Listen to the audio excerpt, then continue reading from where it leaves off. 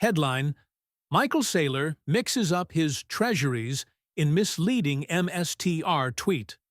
Published at 12:24 p.m. November 13th, 2025. Strategy, formerly MicroStrategy, founder Michael Saylor has broadcasted many dubious claims over the years, but this week's likening of MSTR to digital treasuries might take the cake. At first glance, Saylor's tweet might mislead some into believing that he referred to MSTR as a type of treasury bond, as in a U.S. Treasury. However, a careful review of the lengthy presentation attached to the tweet reveals that he merely meant to call Strategy, the business, a digital asset treasury. Date. Still, the claim that MSTR is a company in the digital treasuries sector is still incredible just on the basis of dictionary definitions.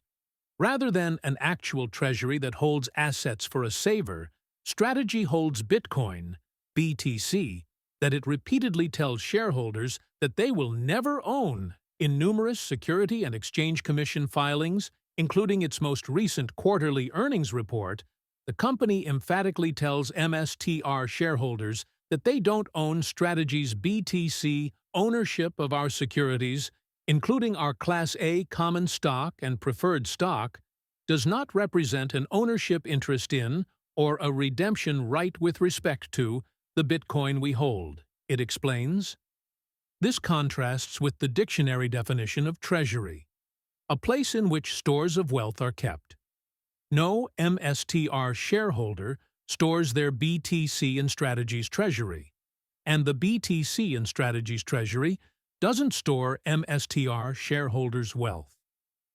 For months, the company has published variations of that disclaimer to clarify that MSTR isn't a BTC treasury, by the company's own admission.